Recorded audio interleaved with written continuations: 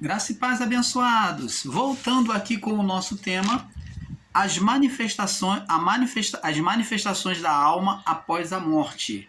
A alma vira pó? Parte 2. Então vamos aqui na segunda parte, porque vamos complementar aqui a nossa fala, aonde paramos no 1 Coríntios capítulo 15, do 12 ao 23, né? E 2 Coríntios capítulo 5, do 1 ao 10. Então falamos que provamos para vocês, pela palavra de Paulo, vamos voltar lá, 2 Coríntios capítulo 5, 2 Coríntios capítulo 5, do 1 ao 10. Vamos voltar aqui a nossa fala para nós prosseguirmos. Olha o que Paulo disse, vamos confirmar mais uma vez. 2 Coríntios 5, do 1 ao 10, diz assim: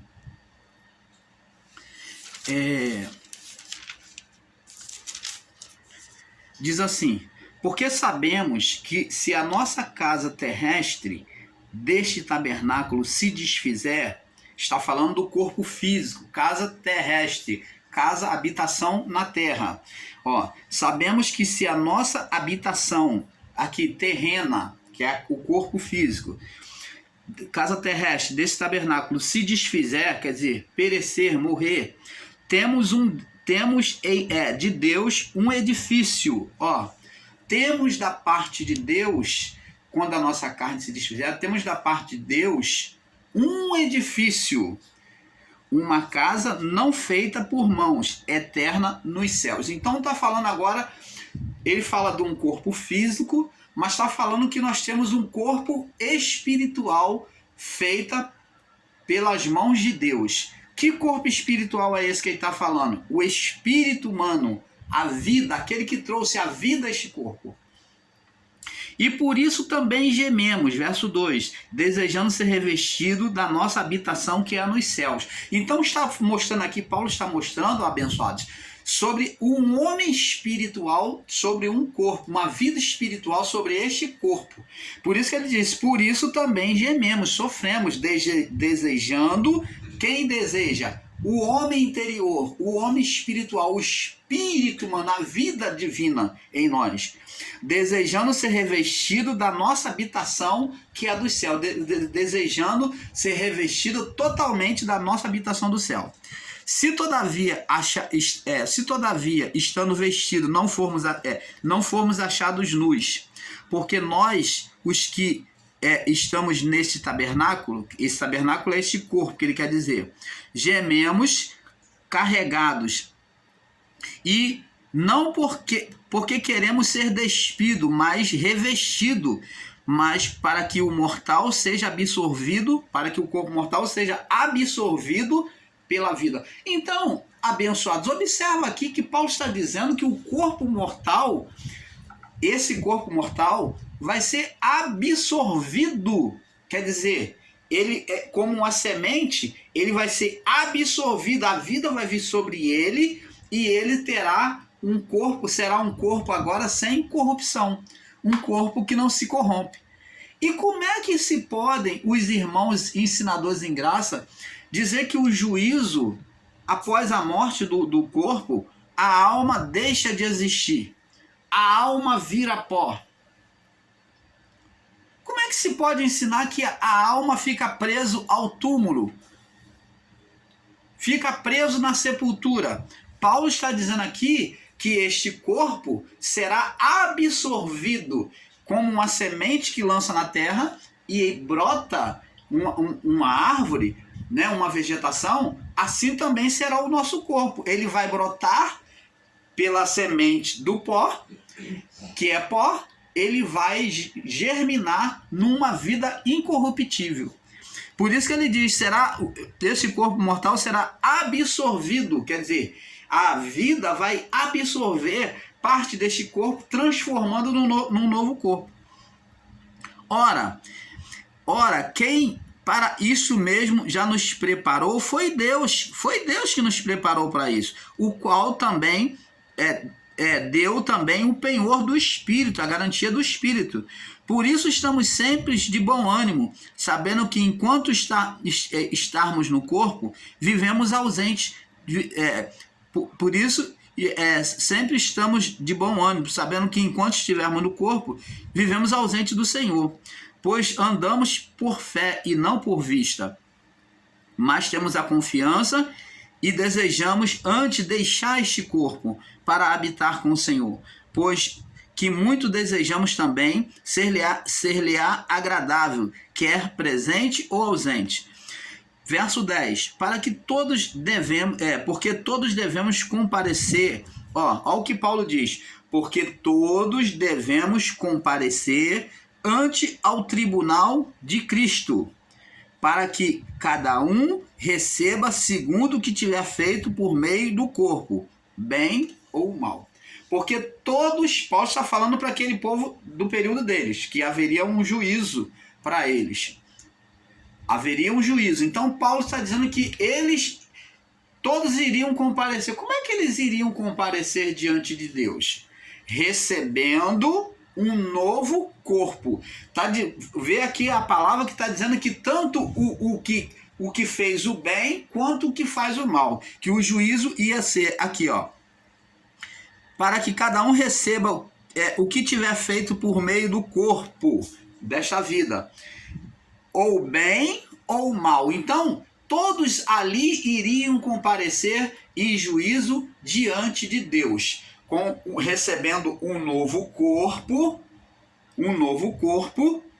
para estar diante da presença de Deus. Aí haveria o juízo da definição das almas, dos espíritos. Então, abençoados, é isso que temos que entender. Agora, vamos agora para ver agora em Filipenses. Vamos confirmar agora também em Filipenses capítulo 3, palavra de Paulo, tá? No verso 21. Filipenses capítulo 3, no verso 21. Filipenses 3, verso 21.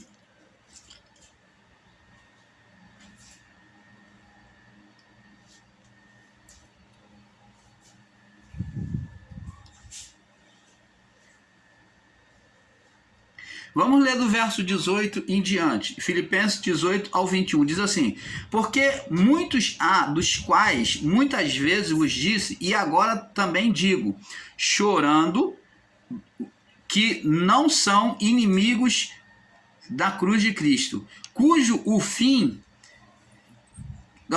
chorando que são inimigos da cruz de Cristo, né? Os opositores.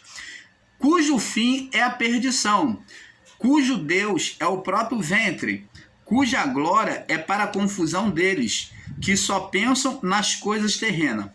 Agora verso 20. Mas a nossa cidade está nos céus. Então Paulo aqui está falando que existe uma cidade nos céus. Como Jesus disse, eu vou vos preparar lugar para vocês nos céus. Então, aos que ensinam que não existe cidade nos céus, não existe árvore da vida, árvore nos céus, então existe sim, está aqui, ó. Mas a nossa cidade está nos céus, cidade espiritual. Não vamos ser ignorantes de achar que, que nos céus não tem coisas físicas. Ninguém está dizendo aqui que nos céus tem coisas físicas igual a nós aqui. Mas estamos ensinando que nos céus tem coisas, a mesma imagem que existe na terra, existe figura nos céus, porque a terra, a formação da terra foi feita nas figuras celestiais. Primeiro existiu árvores espirituais nos céus. Se você não pode aceitar isso, então você não pode aceitar que também Deus plantou um jardim no Éden, aonde o fruto dessa árvore ele era físico e espiritual, aonde esse fruto não se corrompia, não apodrecia, nessas duas árvores, a da vida e a do conhecimento. E essa mesma árvore tem nos céus, essa mesma cidade tem nos céus, sem corrupção. É isso que Paulo está falando. Mas a nossa cidade está nos céus, onde também esperamos o Salvador, o Senhor Jesus Cristo, o qual, que transformará, verso 21, que transformará o nosso corpo abatido. Opa! Que negócio é esse, Paulo? Os irmãos aí em graça estão dizendo que esse corpo acabou, não tem mais nada, que seremos apenas espírito nos céus, seremos espíritos invisíveis nos céus. Como é que você vem falar agora de um novo corpo? Ele diz aqui, que transformará. Sofrer transformação é sofrer uma metamorfose, uma mudança. Então Paulo está falando de uma metamorfose, uma mudança deste corpo, de um estado deste corpo de corruptível para o corpo incorruptível. Então essa transformação, essa mudança desse corpo decadente, que morre, que adoece, que envelhece, um corpo que putrifica, que cheira mal, um corpo que puxa para o pecado, para os desejos carnais. Então, este corpo aqui, na morte, Paulo está dizendo que Deus iria, em Cristo, transformar este corpo na morte. Seria como o corpo de Adão e a sua mulher antes do pecado. Ou melhor, seria como o corpo de Cristo após a ressurreição, que ressuscitou com um corpo incorruptível. Você está entendendo, amado? Então, abençoado, o Paulo está dizendo assim, que transformará, fazer uma metamorfose, mudança, que transformará o nosso corpo, o mesmo corpo, abatido, para ser conforme, igual, para ser conforme, o nosso corpo, conforme o seu corpo glorioso, segundo o seu eficaz poder para sujeitar também a si todas as coisas. Maravilha do Pai, né? Então, abençoados, existem irmãos aí que ensinam, por que muitos em graça não ensinam sobre a transformação dos corpos? Que o nosso corpo será transformado num novo corpo. Por que os ensinadores em graça não ensinam? Porque eles são dicotomistas. Eles têm uma visão dicotomizada. Por quê? Porque eles só querem que o homem é apenas o corpo e alma.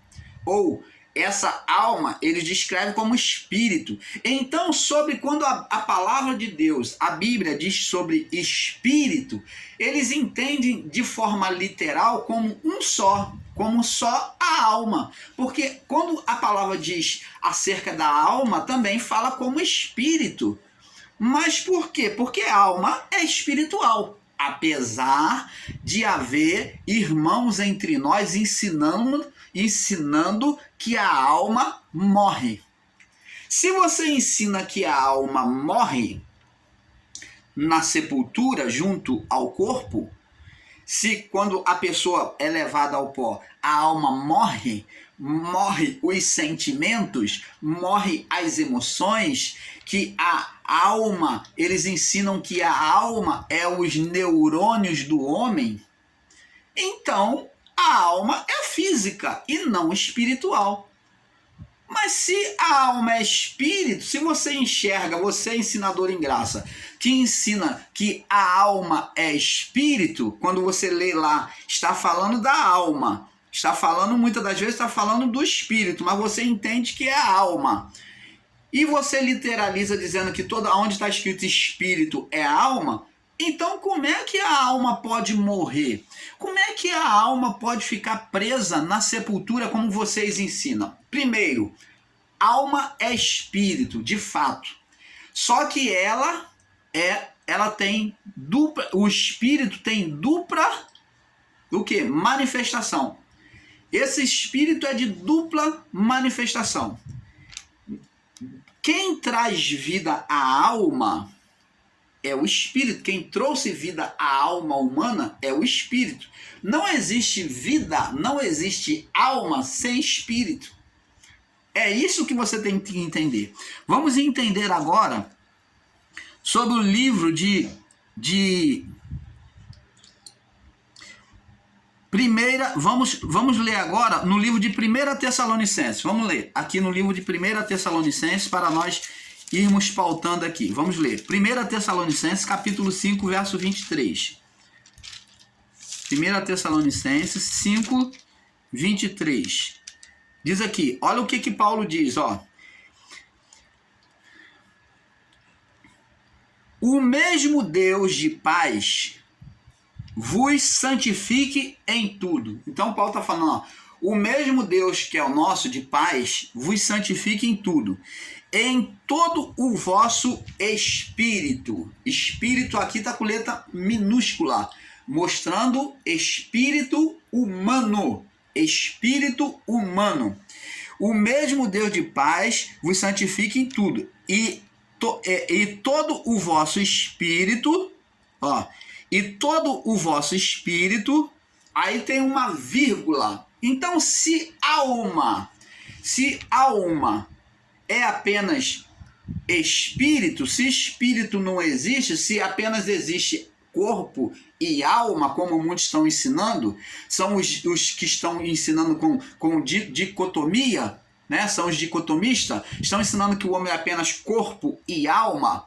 Então, Paulo está errando aqui, porque ele está dizendo, ó, e o mesmo Deus vos santifica em tudo, em todo o vosso espírito, vírgula, aí vem aqui, separando e alma. Então existe uma vírgula, dizendo que Paulo vem dizer outra coisa, e existe a palavra e de separação. Então, alma e espírito são totalmente separados. Apesar de os dois serem um, porque não existe vida, não existe alma sem espírito, e nem existe espírito sem alma. Então, preste atenção. Então, aqui nós vemos que existe uma separação de corpo, de espírito e alma. Em todo o vosso espírito, vírgula. Ó, uma vírgula separando. E ainda tem a palavra e, para mostrar que é separado. E, vírgula, alma. Não, e alma, vírgula, e corpo. Então, tá vendo que os três, existe três manifestações no homem.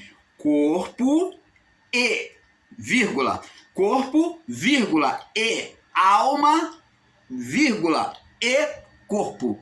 Então, espírito, vírgula, e alma, vírgula, e corpo. Então, Paulo começa com o espírito, porque antes nós somos espirituais. Nós aqui costumamos falar corpo, alma e espírito, porque a nossa mente é uma mente cativa à carne. Então falamos corpo, alma e espírito, mas o certo é espírito, como Paulo falou, primeiro o espírito, porque o homem primeiro veio de Deus, a vida veio de Deus, é espírito, alma, então pelo espírito ele trouxe a vida, a alma, e então manifestou o corpo, trouxe vida ao corpo. E diz, espírito, alma e corpo sejam plenamente conservados, irrepreensível para a vinda do Senhor Jesus Cristo. Então, tá vendo aqui, abençoados, que os três formam um no homem. As três manifestações são uma em nós. Mas alma e espírito são dois em um. Alma e espírito são dois em um, como a alma não existe se não houver vida, espírito. Para compreendermos mais aos nossos irmãos aí que ensinam com dicotomia literalizada, aonde eles ensinam que a alma morre no pó, que a alma é o neurônio do homem. O neurônio é carne, amados. A alma é espírito. Como é que ela pode ficar retida lá na sepultura, como muitos estão ensinando? Então, vamos agora, para abrir mais o entendimento desses irmãos, vamos agora, sobre a palavra de Paulo, de 1 Tessalonicenses 5, 23, vamos complementar agora com Gênesis, capítulo 1, no verso 26. Olha o que diz aqui, ó. Já estava escrito aqui, ó. Gênesis 1, 26. Diz assim: e disse Deus, façamos o homem à nossa imagem, conforme a nossa semelhança. Ora, façamos, ele está falando no plural, que ele está se comunicando com os anjos que estão assistindo a formação da criação. Então, por isso ele usa o plural, façamos o homem conforme a nossa imagem e a nossa semelhança. Então, preste atenção, abençoado. Porque os anjos têm alma, eles têm sentimentos? Tem alma. Os anjos têm alma, como Deus tem alma, tem desejo. Os anjos se expressaram aqui na criação, mostraram que eles tinham desejo de servir a Deus. Os anjos que pecaram tiveram seus desejos, desejaram as mulheres. Então, eles têm alma? Têm alma. Eles têm desejos, como o homem. Os anjos eram o Adão perfeito. Eram como um Adão perfeito. Com corpo, só que o corpo dos anjos era como o Adão perfeito, incorruptível, e também seres espirituais, um corpo físico e um corpo espiritual. Então, o homem foi formado de corpo ou de espírito. Ele veio primeiro, era um espírito querubim. O homem foi formado a partir de um espírito querubim colocado sobre o pó, que foi o homem Adão, que é o primeiro homem, que significa primeiro homem, primeiro ser criado. Então, Adão foi o primeiro ser criado. Então, nesse Adão, que se chamou Adão, primeiro homem, foi soprado um espírito querubim para governar a criação, para governar, para guardar, para cuidar da criação de Deus. Então, sobre este fôlego, esse espírito soprado no pó, houve vida, e esta vida passou a se expressar e criou carne sobre aquele pó, criou um corpo físico de carne. Então essa vida passou a ser chamado de alma, a vida manifesta. Alma é a vida manifesta, mas a vida inicial que trouxe vida, a alma que tornou o corpo manifesta, a vida manifesta, chama-se espírito. Então o homem passou a ser dotado como Deus de corpo, alma e espírito. São essas a imagem de Deus e semelhança que o homem passou a ter. Agora, abençoados, vamos entender sobre corpo, alma e espírito, para entendermos aqui agora ainda mais. Vamos lá no livro de Ezequiel. Aos nossos irmãos aí que estão falando abobrinha, ensinando abobrinha, querendo desviar você, a sua atenção da verdade. Nós, o canal Luz da Graça, vamos estar rebatendo todos esses ensinos mentirosos.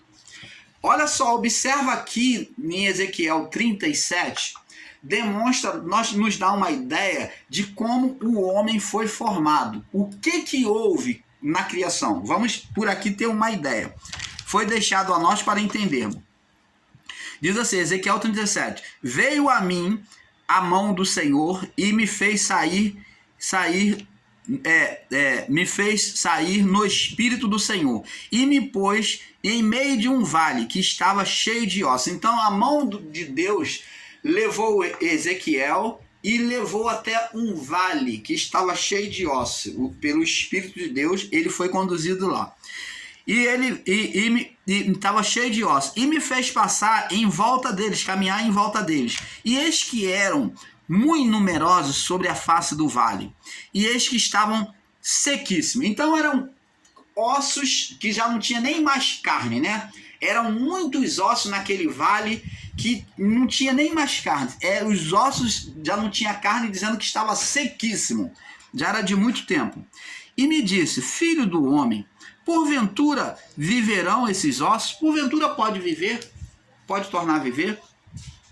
E eu disse, Senhor Deus, tu sabes. E ele me disse, profetiza sobre esses ossos e dizes, fala para esses ossos, ó Ezequiel, ossos secos, ouvi a palavra do Senhor. Assim diz o Senhor Deus a estes ossos. E eis que farei entrar em vós o Espírito e vivereis. Então, o que é que traria vida àqueles ossos? O que traria carne àqueles ossos? Trariam, por meio só daqueles ossos secos, trariam uma vida. O Espírito. E como é que se pode ensinar que o homem não tinha espírito? Ou que o homem é apenas alma, corpo e alma? O homem é triuno, amados. Existe o Deus Pai, manifestou-se a nós o Deus Filho e é manifesto também o Espírito Santo, o Espírito de Deus. Não Deus Espírito, não Deus Espírito Santo, não. Mas manifestou-se a nós o Deus Pai, manifestou-se por meio do Filho, encarnou-se, e manifestou-se o Espírito Santo, derramado no dia de Pentecostes. Antes ele vinha apenas sobre os ungidos, os que eram sacerdotes, profetas, os que Deus ia usar. E agora veio sobre toda a carne.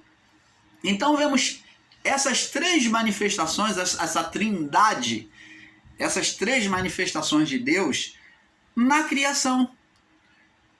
E da mesma forma, nós fomos formados de espírito, alma e corpo.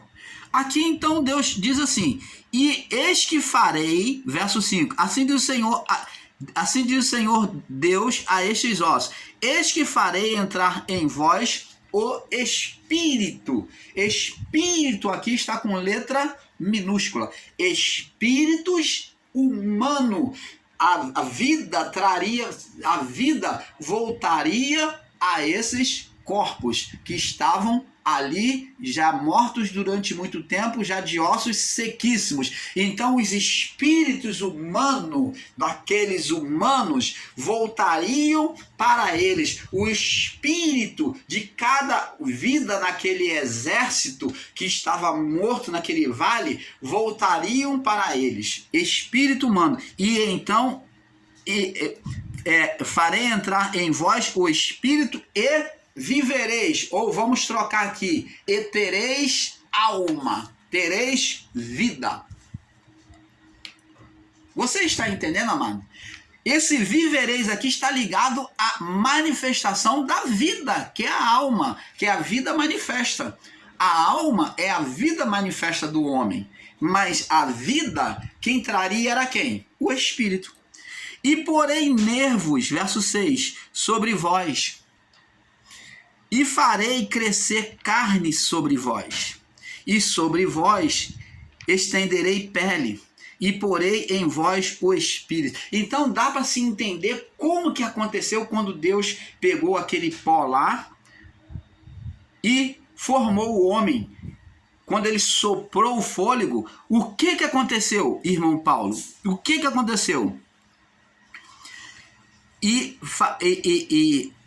E porei nervos sobre vós, começou a aparecer nervos, e farei crescer carne sobre vós, e sobre vós estenderei pele. Foi o que aconteceu com o homem Adão, né? Quando o espírito querubim entrou nele. E porei sobre vós o espírito, e vivereis, e passareis a ser alma vivente.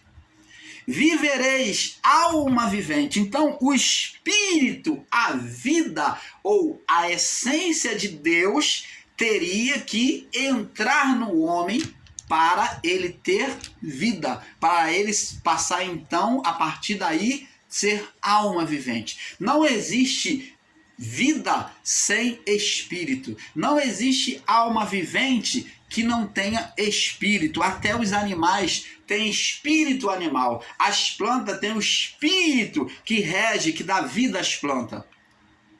Em tudo, em toda a criação, há vida pelo espírito. Só que um é diferente do outro, como Paulo disse. A carne do homem é diferente da carne dos animais, da carne dos peixes. Então, são diferentes, mas o espírito do homem, está escrito lá em Gênesis capítulo 1, verso 26, que é imagem e semelhança. É uma essência divina com sabedoria sobrenatural acima de todos os viventes. Você está entendendo, amado? Mas o Espírito está ali. Porei sobre vós nervos e farei crescer carne sobre vós, e sobre vós estenderei pele. E porei em vós o Espírito, ó. Quando o Espírito entrasse, traria essa vida aqui, ó. A vida ia começar a reger sobre esses ossos secos. E vivereis e sabereis que eu sou o Senhor. Então profetizei conforme deu a ordem, e houve. Olha o que aconteceu. Conforme ele profetizou, ele ordenou os espíritos aos ossos. Houve um ruído enquanto eu profetizava. Ó, o Espírito se moveu, aquele vento, aquele fôlego soprou.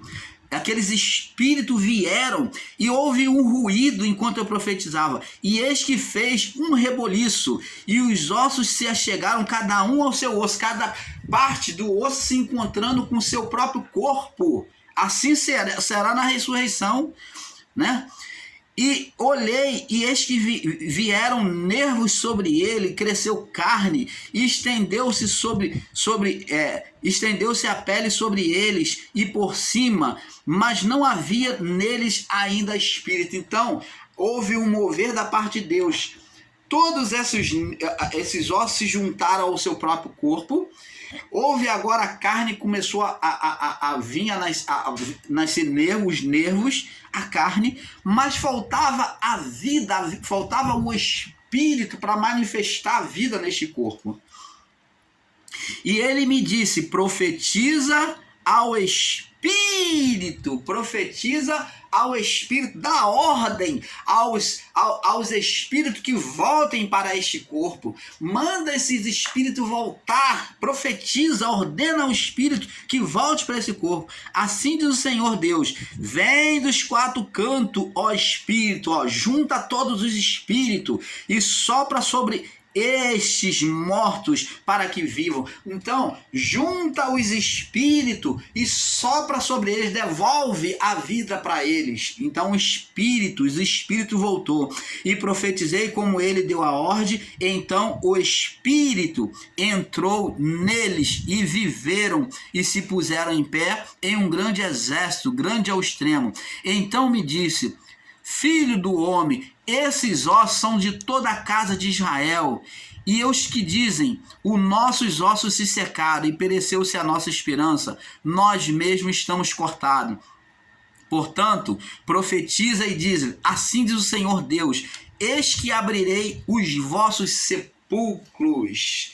Sepulcros aqui, não só físico, mas espirituais, principalmente. Eis que abrirei os vossos sepulcros e vos farei subir das vossas sepulturas, ó povo meu, e vos trarei a terra de Israel. E sabereis que eu sou